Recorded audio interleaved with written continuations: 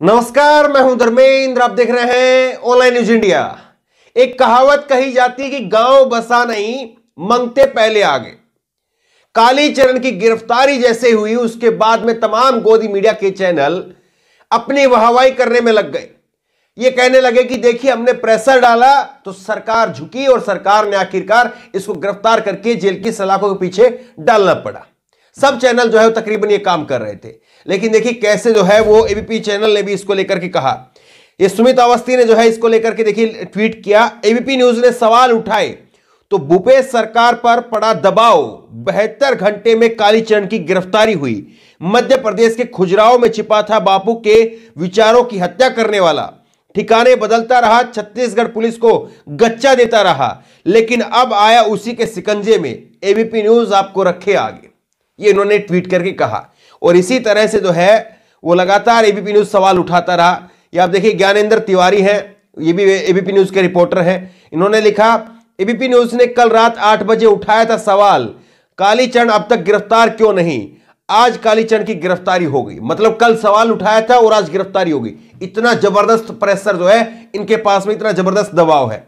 ये देखिए, ABP news सवाल पूछने से नहीं डरता है, इस तरह की प्लेट जो है वो लगातार चलाई गई।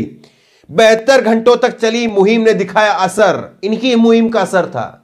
अब लोग सवाल पूछ रहे हैं, लोग सवाल पूछ रहे हैं कि आपके अंदर इतना प्रेशर है, आपकी मुहिम में इतना दम है, तो आपने उत्तराखंड के लिए दबाव क्यों नहीं डाला। नोएडा से जो है वो उत्तराखंड की दूरी वो कम है और नोएडा से छत्तीसगढ़ की दूरी ज्यादा है।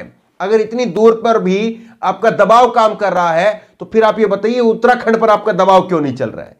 देखिए किस तरह से लोगों ने जो है जम करके खिंचाई करी है, और लोगों ने खिंचाई करते हुए किस तरह से इनको आईना दिखाने का काम किया है। आपको कुछ एक जो है ट्वीट दिखाते हैं। ये आप देखिए, एक ऋषु नाम से है, इन्होंने लिखा है, जनता को मूर्ख ना समझ दलाल। एबीपी न्यूज में हरिद्वार के हेट मॉन्गर्स पर सवाल नहीं उठाए, क्योंकि दलाल मीडिया को पता है कि छत्तीसगढ़ की कांग्रेस की सरकार हेट मॉन्गर्स को अरेस्ट कर लेगी, परंतु दलाल मीडिया और यूपी सरकार द्वारा स्पॉन्सर्ड हरिद्वार के हेट मॉन्गर्स को यूपी सरकार अरेस्ट नहीं करेगी। जनता जो है वो 4 कदम आगे है। कोई भले ही अपने आप को जो है 30 मार्का समझे, लेकिन जनता उससे 4 कदम आगे चलती है। जनता को मालूम है कि कौन किस पर क्यों जो है सवाल नहीं उठाता है, कौन किस पर क्यों दबाव नहीं बनाता, क्योंकि उसको मालूम है कि कहां पर उसकी चलेगी और कहां पर उसकी नहीं चलेगी। और इसीलिए जो है लोग सवाल नहीं उठा रहे हैं। एक ये देखिए भाग सिंह है, इन्होंने लिखा है, अजी सिलसिलेवार तरीके से खबर तो एनडीटीवी ने चलाई थी। इन्होंने बड़ा चटकारा मजा लेते हुए किया है, अजीत सिलसिलेवार तरीके से खबर तो एनडीटीवी ने चलाई थी, फिर संदीप चौधरी ने सवाल उठाया तो कार्रवाई हुई। देश की मूल समस्याओं पर को उठाओ भाई साहब। तो ये बिल्कुल सटीक बात जो है इन्होंने कही है कि देश की मूल समस्याओं को जो है उनको उठाने का काम करो। एक और है अब्बास नकवी, इन्होंने ट्वीट किया है, सर जी जरा उत्तराखंड में भी थोड़ी आवाज उठा देते, जहां खुलेआम एक कम्युनिटी को अपशब्द और मारने की बात कही जा रही है।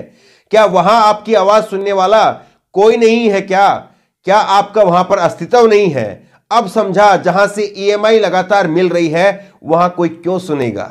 इसीलिए मैंने कहा था जनता जो है वो 4 कदम आगे। जनता को मालूम है कि ये लोग कहां पर क्या कर रहे हैं और कहां पर क्यों कर रहे हैं और कहां पर क्यों नहीं कर रहे हैं, उसके पीछे वजह क्या है सबको मालूम है। देखिए कुछ और आपको दिखाते हैं। एक है सलमान खान के नाम से एक यूजर है, उन्होंने लिखा है, अच्छा तो एबीपी न्यूज ने हरिद्वार की धर्म संसद में मुसलमानों को काटने की शपथ लेने वालों के लिए आवाज नहीं उठाया था क्या, या फिर भाजपा शासित राज्य में एबीपी न्यूज की नहीं चलती है।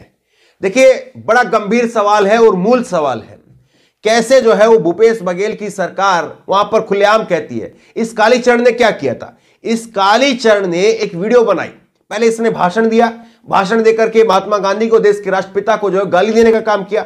उसके बाद में जब सोशल मीडिया पर वो वायरल हो गई, तब इसने जो है वो एक वीडियो क्लिप बनाया, और वीडियो क्लिप बना करके इसने कहा कि मैंने जो कहा है मैं उस पर अड़िग हूं, मैं माफी नहीं मांगने वाला, मैं अपने शब्दों को वापस नहीं लेने वाला, और चाहे इसके लिए मुझे फांसी क्यों ना हो जाए। ये बात इसने कही।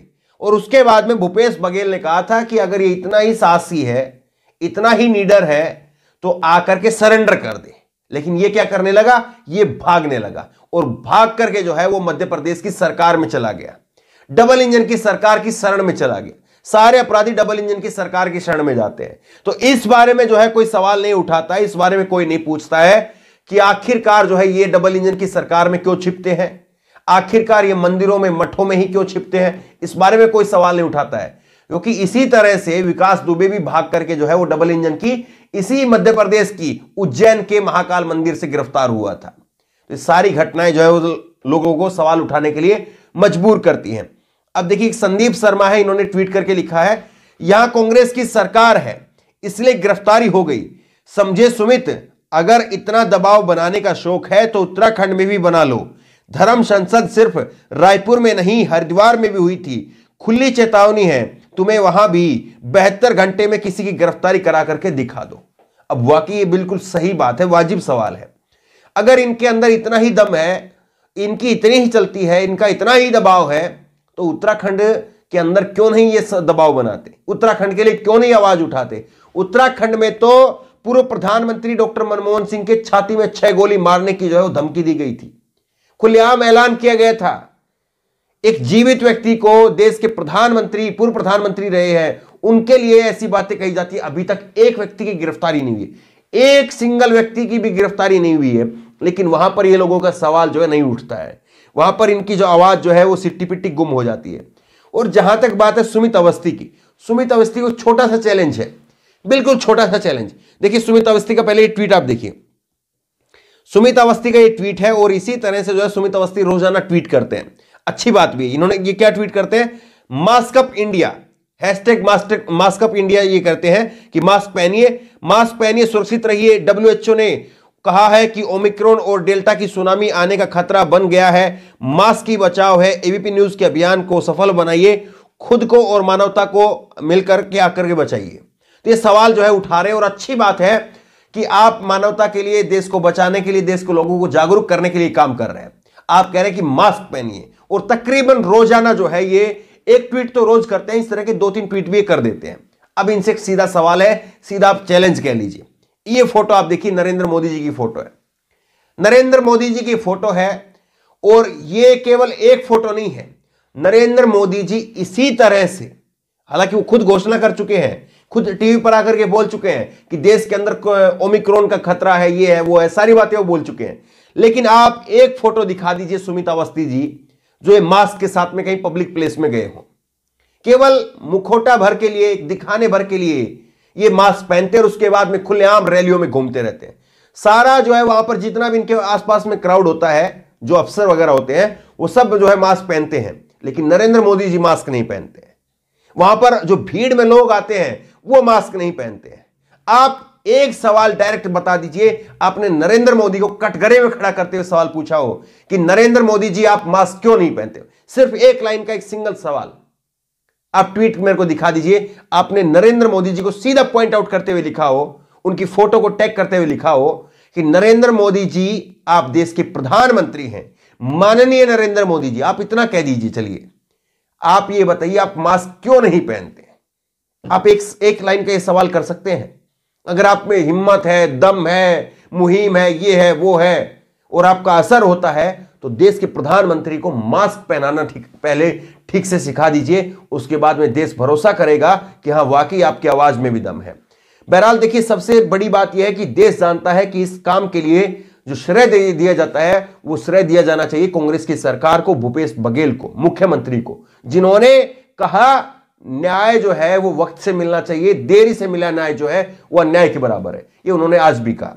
बहरहाल इस वीडियो को ज्यादा से ज्यादा शेयर करिए ताकि लोगों को पता चले कि जो गोदी मीडिया अपनी हवाई करती है, पीठ थपथपाती है, उसका असली चेहरा क्या है, वो लोगों के सामने आ सके। इस खबर को लेकर, इस वीडियो को लेकर आपकी जो भी राय हो नीचे कमेंट बॉक्स में अपनी राय जरूर दें, और इसी तरह की तमाम खबरों के लिए ऑनलाइन न्यूज़ इंडिया सब्सक्राइब करें, साथ में जो बेल आइकन है घंटी उसको जरूर दबाएं ताकि जैसे कि वीडियो अपलोड करें उसकी नोटिफिकेशन आपको तुरंत मिल सके।